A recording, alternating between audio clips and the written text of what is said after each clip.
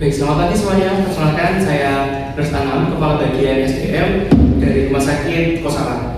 Ya, hari ini kalian semua akan mengikuti yang namanya adalah pelatihan awal untuk staf baru, yang dimana itu akan mengajarkan kalian bagaimana sih cara pencegahan risiko infeksi, lalu penggunaan APD dan juga keselamatan pasien. Selamat pagi Pak Anam, saya siap mengikuti pelatihan. Izin bertanya Pak, Ya. tujuan dari safety induction itu apa ya? Ya, bagus pertanyaannya, Rofi. Jadi untuk tujuan dari safety induction itu adalah agar teman-teman sekalian itu memahami bagaimana cara prosedur keselamatan agar mencegah yang namanya kecelakaan di lingkungan kerja. Saya ingin tahu lebih dalam tentang penerapan insiden Pak. Tentu, saya akan jelaskan lebih rinci pada pelatihan kita hari ini.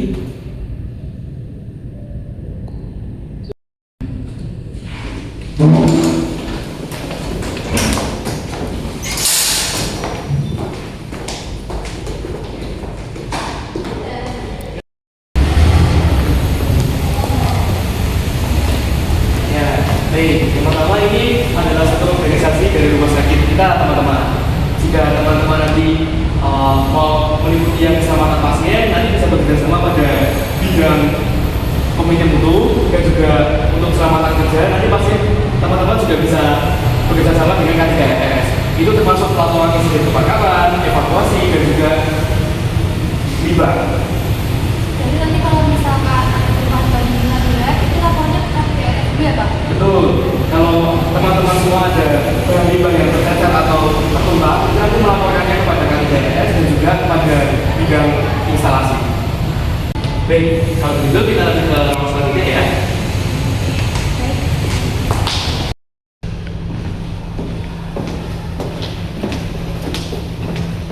Nah, untuk yang selanjutnya, ini adalah beberapa ruangan yang berisiko tinggi kecelakaan kerjanya, yaitu salah satunya adalah ruang isolasi. Di sini adalah ruangan pasien rawat inap yang sangat-sangat berbahaya, yang dimana itu penyebarannya bisa melalui droplet maupun airborne.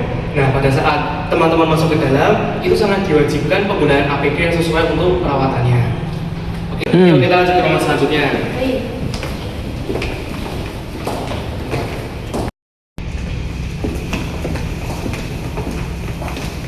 Nah, untuk ruangan selanjutnya, ini adalah laboratorium rumah sakit. Di sini adalah tempat yang dimana isi sampel darah pasien, lalu spet dan juga alat-alat medis lainnya ada di dalam. Jadi kalau pada saat masuk ke dalam juga harus menggunakan APD yang lengkap. Oke, kita lanjut ke ruangan selanjutnya.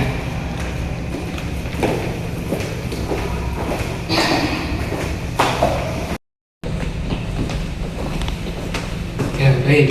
Lalu selanjutnya di sini ada ruang ICU. Ruang ICU di sini banyak sekali pasien yang dirawat dengan penyakit kompleks. Jadi di sini teman-teman juga harus berhati-hati karena resiko kecelakaan kerjanya sangat tinggi juga. Lalu kita lanjut ke ruangan selanjutnya ya.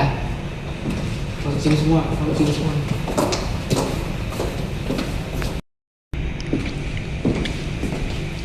Nah, baik. Lalu di sini ada ruang operasi. Di dalam ruang operasi ini sangat banyak alat-alat medis yang menggunakan alat listrik. Jadi teman-teman harus berhati-hati ya pada saat menjadi perawat operasi besok. Nah, sebelum kita lanjut, apakah ada yang ditanyakan dari teman-teman? Saya ingin bertanya Pak. Baik, Kalau silakan. misalkan ada formalin tumpah, itu bagaimana ya prosedurnya? Baik, bagus pertanyaan dari Fitria. Jadi kalau misalnya ada formalin tumpah, itu yang pertama kamu bisa menyiapkan spill kit terlebih dahulu, lalu memakai sarung tangan kimia dan juga masker. Lalu setelah membersihkan, jangan lupa untuk lapor juga kepada KDKRS untuk dapat ditindaklanjuti. Untuk itu, bagaimana? Apakah ada pertanyaan lagi? Tidak ada. Baik, kalau tidak ada, kita lanjut ke ruang terakhir ya.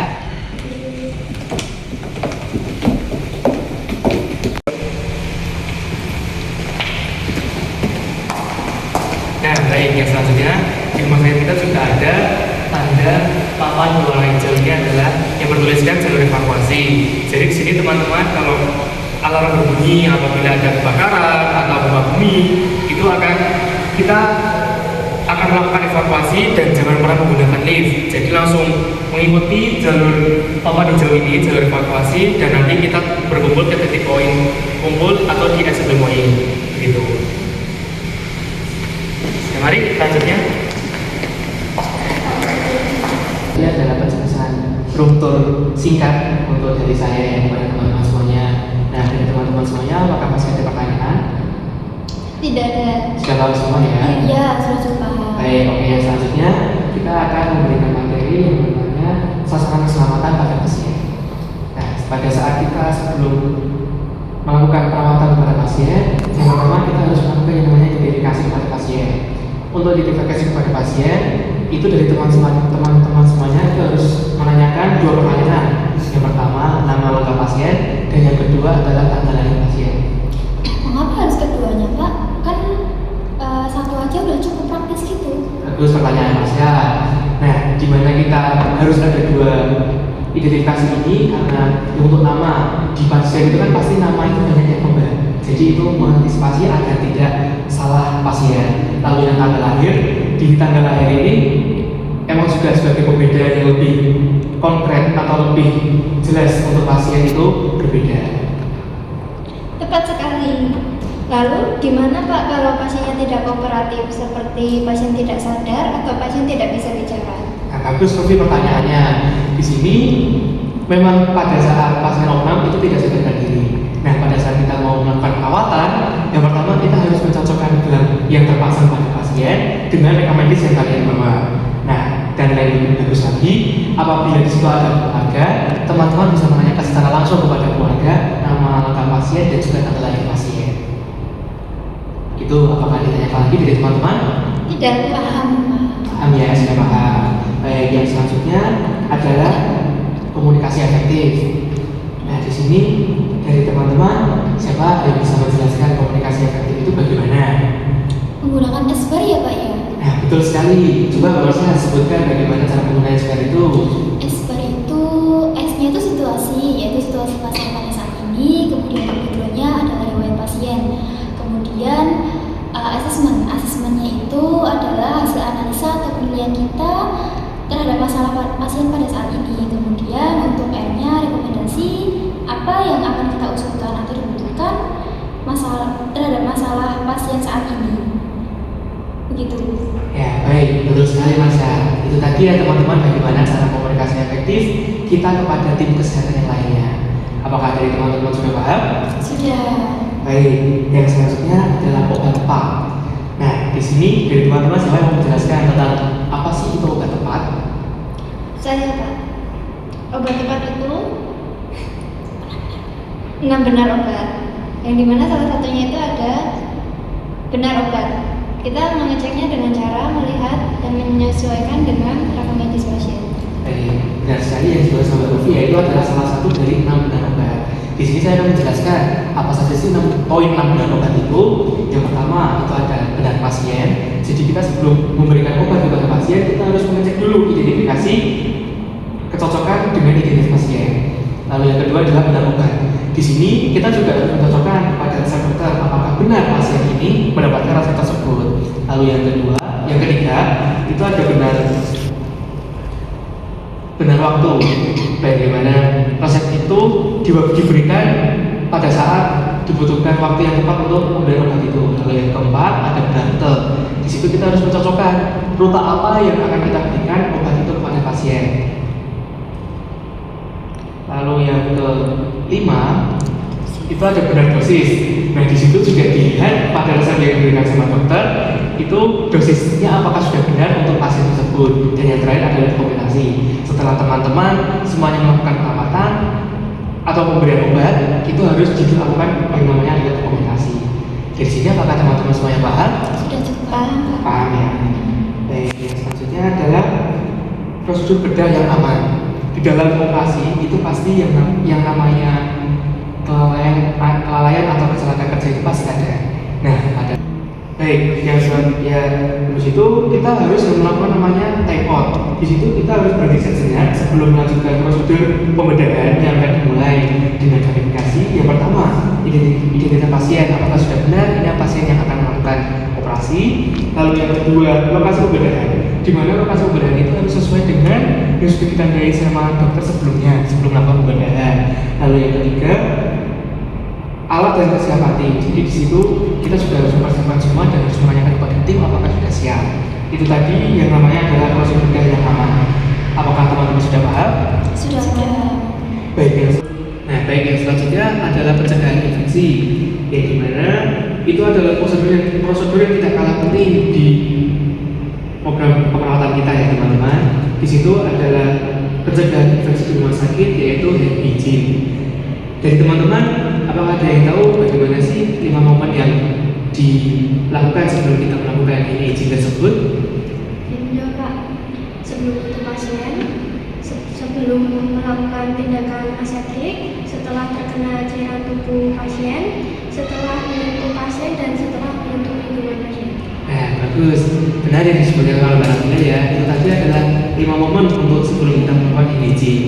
Lalu, dari teman-teman, bagaimana sih 6 langkah cuci tangan yang benar itu? Siap, Pak. Saya izin mempraktekkan ya, Pak. Semuanya ikutin cerita saya ya. Yang pertama, menggosok telapak tangan, lalu bumbung tangan secara perlahan, lalu sela-sela jari, kemudian gerakan mengunci, lalu setelah itu putar jari secara bergantian, dan yang terakhir putar ujung jari di telapak tangan untuk membersihkan kuku. Seperti itu ya, Pak. Nah, benar sekali. Benar yang dipraktikkan oleh Mbak Fitri dan teman-teman semuanya ya. Di sini teman-teman apakah sudah paham bagaimana mencegah infeksi tersebut? Sudah. Paham ya. Nah, baik, yang selanjutnya adalah risiko jatuh. Dari teman-teman, apa sih itu risiko jatuh? Yang pakai gelang warna ungu itu enggak sih, Pak? Oke, baik. Terima kasih jawabannya Mas ya. Di sini saya sedikit membenarkan ya. Jadi pada pasien itu ada yang namanya 4 gelang yang dipasangkan pada pasien. Yang pertama, gelang berwarna biru itu untuk identifikasi adalah pasien pria. Lalu yang kedua, gelang berwarna pink itu untuk identifikasi pada pasien wanita.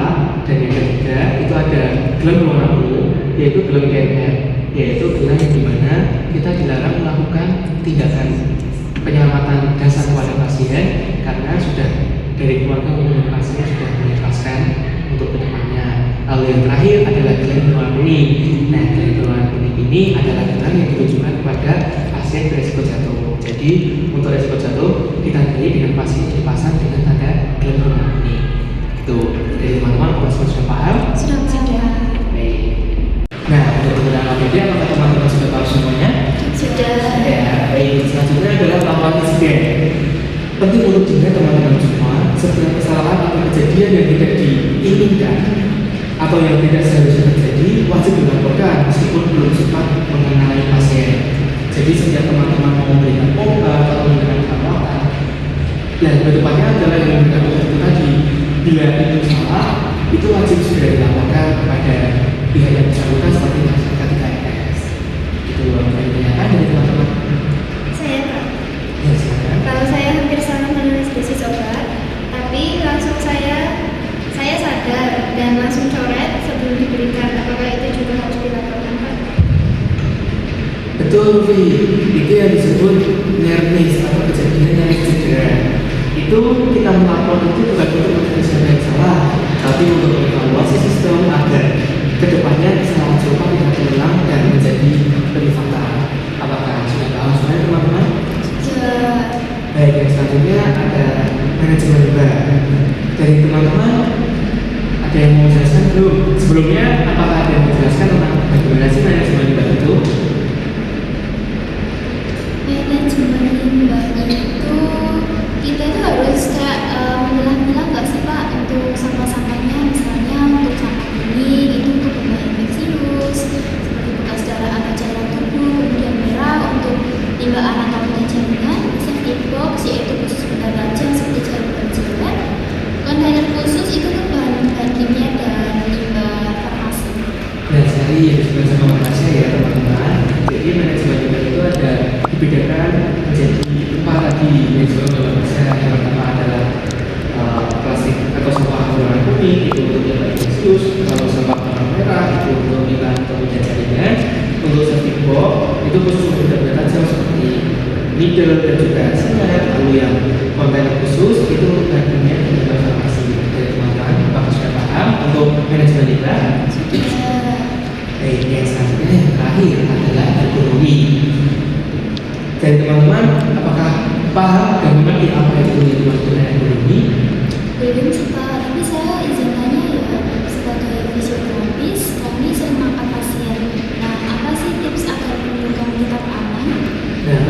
jadi teman-teman bisa menggunakan prinsip backstrap power from legs ya teman-teman. Jaga punggung tetap tegak dan gunakan otot kaki sebagai tumpuan.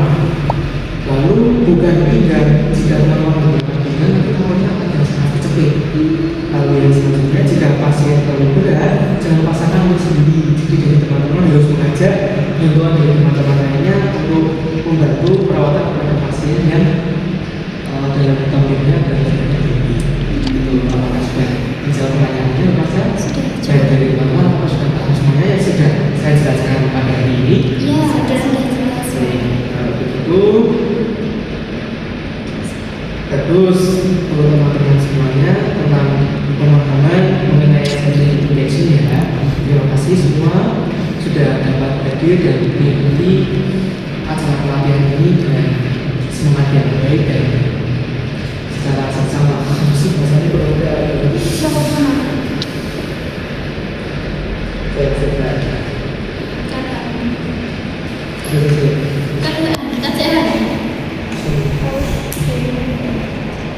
ya, yuk, sudah. Ayo, penutup yuk. 1, 2, 3. Iya, mau dibaca. Baik. Nah, itu sebentar. Untuk selanjutnya adalah kita tutup ya teman-teman acara pelatihan pada hari ini.